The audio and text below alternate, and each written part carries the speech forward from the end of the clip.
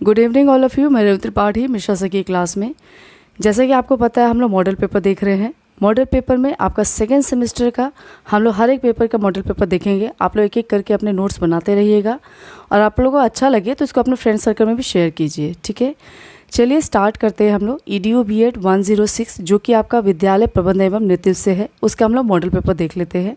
आप लोग का पेपर कभी भी हो सकता है, इसलिए आप लोग अपने नोट्स बनाते रहिए, ठीक है। आप लोग का EDU B.Ed 106 जो कि आपका स्कूल मैनेजमेंट एंड लीडरशिप है, उसमें आपका खंड क, ख और ग आता है। आप लोग पैटर्न देख चुके हैं फर्स्ट सेमेस्टर में। सेकेंड सेमेस्टर में बताने की ज़रूरत नहीं है, आप लोगों को पता है। चलिए स्टार्ट करते हैं। 106 का सबसे पहले खंड क में आपके कौन से क्वेश्चन आएंगे। खंड क की बात करें तो इसमें आपका टिप्पणी आता है, 5 टिप्पणी आता है, उसको हम लोग देख लेते हैं। सबसे पहले आपका है शैक्षिक प्रबंधन के आयाम। पहला क्या है आपका, शैक्षिक प्रबंधन के आयाम। दूसरा आपका टिप्पणी बन सकता है प्रशासन एवं प्रबंधन में अंतर, ठीक है। क्वेश्चन नंबर इसका 3 यानी कि सी आपका बन सकता है UGC यानी आपका यूनिवर्सिटी ग्रांट कमीशन। फिर उसके बाद से आपका 4th है NCTE national council of teacher education. और लास्ट यानी कि आपका E है NCERT, इसके जगह SCERT भी हो सकता है। आपका क्या है, national council of education research and training, ठीक है। इसमें SCERT है तो स्टेट आ जाएगा, ठीक है। इसको मैं फिर से रिवाइज कर दे रही हूँ। सबसे पहले आपका क्या है, खंड क में शैक्षिक प्रबंधन के आयाम। दूसरा आपका प्रशासन एवं प्रबंधन में अंतर। तीसरा है आपका UGC यानी कि यूनिवर्सिटी ग्रांट कमीशन। 4th है आपका NCTE national council of teacher education. और लास्ट है आपका NCERT या फिर SCERT। खंड क में आपकी ये 5 टिप्पणियाँ आती हैं। आपको पता है इसमें मैं हर एक चीज़ पढ़ा चुकी हूँ, जैसे प्रशासन प्रबंधन में अंतर है, UGC है, NCERT है या फिर NCTE है, इसको मैं अच्छी तरह पढ़ा चुकी हूँ। आपको डिस्क्रिप्शन बॉक्स में मिल जाएगा, प्लेलिस्ट में भी मिल जाएगा, तो इसको आप लोग को कर लेना है। 150 शब्दों में लिखना है, 3 मार्क्स ईच है, ये आपको पता है, ठीक है। खंड ख आपका देख लेते हैं। खंड ख में आपका 2 यानी कि सेकेंड क्वेश्चन होगा, उसमें और करके देगा, किसी एक को आपको करना होगा। क्वेश्चन नंबर 2 है आपका प्रबंधन का शिक्षा के क्षेत्र में क्या महत्व है तथा विद्यालय के विकास में इसका क्या योगदान है, स्पष्ट कीजिए। मैं फिर से रिवाइज कर दे रही हूँ। प्रबंधन का शिक्षा के क्षेत्र में क्या महत्व है तथा विद्यालय के विकास में इसका क्या योगदान है, स्पष्ट कीजिए।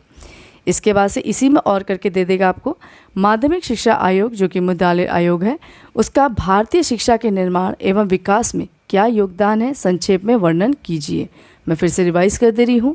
माध्यमिक शिक्षा आयोग यानी विद्यालय आयोग का भारतीय शिक्षा के निर्माण एवं विकास में क्या योगदान है, संक्षेप में वर्णन कीजिए। उसके बाद से आपका क्वेश्चन नंबर 3 बन जाता है। क्वेश्चन नंबर 3 कैसे हो सकता है, जैसे कोठारी आयोग द्वारा प्रस्तावित शिक्षा की राष्ट्रीय संरचना को स्पष्ट कीजिए। मैं फिर से रिवाइज कर दे रही हूँ। राष्ट्रीय कोठारी आयोग द्वारा प्रस्तावित शिक्षा की राष्ट्रीय संरचना को स्पष्ट कीजिए। इसी में और करके दे देगा आपका कि राष्ट्रीय शिक्षा नीति 1986 की प्रमुख विशेषताओं का वर्णन कीजिए। मैं फिर से रिवाइज कर दे रही हूँ। राष्ट्रीय शिक्षा नीति 1986 की प्रमुख विशेषताओं का विस्तार से वर्णन कीजिए। ये आपके क्वेश्चन नंबर 3 में और करके है, ठीक है। क्वेश्चन नंबर 4 आपका बन सकता है कि विद्यालय संगठन से आप क्या समझते हैं, इसके प्रमुख सिद्धांतों का उदाहरण सहित स्पष्ट कीजिए। मैं फिर से रिवाइज कर दे रही हूँ। विद्यालय संगठन से आप क्या समझते हैं, इसके प्रमुख सिद्धांतों का उदाहरण सहित स्पष्ट कीजिए। इसी में और करके दे देगा कि शैक्षिक नियोजन का अर्थ स्पष्ट करते हुए इसके विभिन्न प्रकारों का वर्णन कीजिए। मैं फिर से रिवाइज कर दे रही हूँ। शैक्षिक नियोजन का अर्थ स्पष्ट करते हुए इसके विभिन्न प्रकारों का वर्णन कीजिए। ये क्वेश्चन नंबर 4 हुआ। क्वेश्चन नंबर 5 आपका बन जाएगा कि शैक्षिक पर्यवेक्षण का अर्थ एवं उद्देश्य की विवेचना करते हुए इसके कार्य क्षेत्र का वर्णन कीजिए। मैं फिर से रिवाइज कर दे रही हूँ।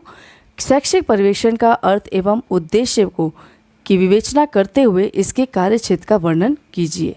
इसी में और करके दे देगा कि कक्षा प्रबंधन में अध्यापकों की भूमिका का वर्णन कीजिए और एक अच्छे शिक्षक में कौन कौन से गुण होने चाहिए, इसका वर्णन कीजिए। मैं फिर से रिवाइज कर दे रही हूँ। कक्षा प्रबंधन में अध्यापकों की भूमिका का वर्णन कीजिए, एक अच्छे शिक्षक में कौन कौन से गुण होने चाहिए, इसका वर्णन करें, ठीक है। तो ये हो गया आपका खंड ख। इसके बाद से आपका, इसको पता है आपको 400 शब्दों में लिखना है, ठीक है। इसके बाद से खंड C यानी खंड ग आएगा। खंड ग में आपके 4 क्वेश्चन, उसमें से 2 क्वेश्चन करना होगा जो कि आपको 800 शब्दों में कंप्लीट करना होगा, ठीक है। क्वेश्चन नंबर 6 है आपका शैक्षिक प्रशासन से क्या तात्पर्य है, उदाहरण देके वर्णन कीजिए तथा शैक्षिक प्रशासन के सिद्धांतों का वर्णन कीजिए। मैं फिर से रिवाइज कर दे रही हूँ।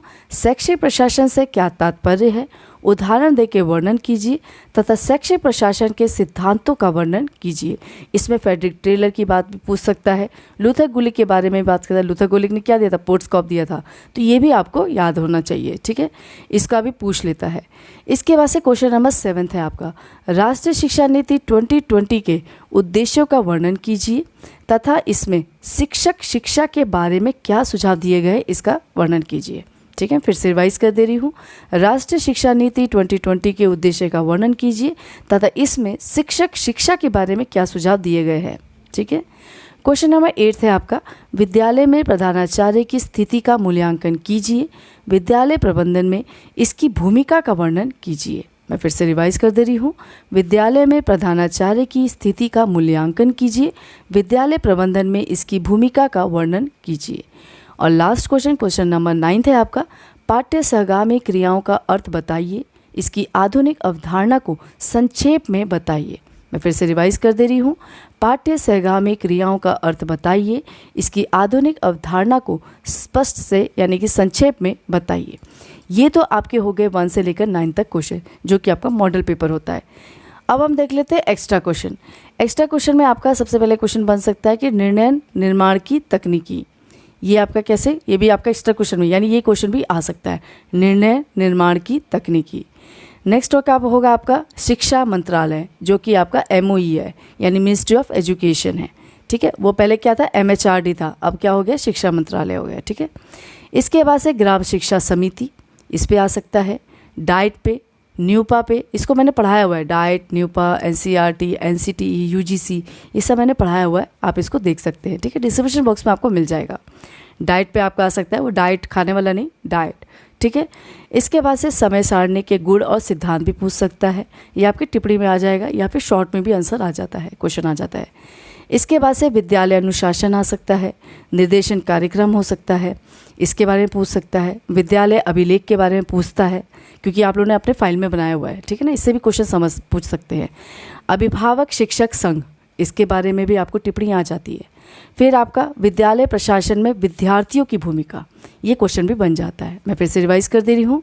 सबसे पहले आपकी टिप्पणी में कौन कौन से थे हमारे, शैक्षिक प्रशासन के आयाम, प्रशासन और प्रबंधन में अंतर, निर्णय निर्माण की तकनीकी, UGC, NCERT, NCTE, शिक्षा मंत्रालय, ग्राम शिक्षा समिति, डाइट, न्यूपा, समय सारणी के गुण और सिद्धांत, विद्यालय अनुशासन, निर्देशन कार्यक्रम, विद्यालय अभिलेख, अभिभावक शिक्षक संघ और विद्यालय प्रशासन में विद्यार्थियों की भूमिका। ये है आपके कुछ एक्स्ट्रा क्वेश्चन। आप लोग को सभी क्वेश्चन के नोट्स बना लेने हैं। अगर कोई क्वेश्चन नहीं समझ में आ रहा है, नहीं पढ़ा हुआ है, मेरे भी आपको प्लेलिस्ट में मिल जाएगा, डिस्क्रिप्शन बॉक्स मिल जाएगा। आप मुझे फ़ोन भी कर सकते हैं, आप मुझे कमेंट भी कर सकते हैं। आपको पता है मेरा फ़ोन नंबर 9452161001। ठीक है, मैं फिर से रिवाइज कर दे रही हूँ, 9452161001। इस पे आप मुझे कॉल करके भी पूछ सकते हैं।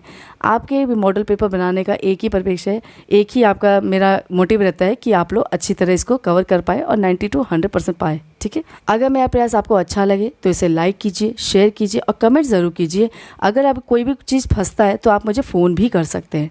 किस पे कर सकते हैं, 9452161001 पे। तब तक के लिए धन्यवाद।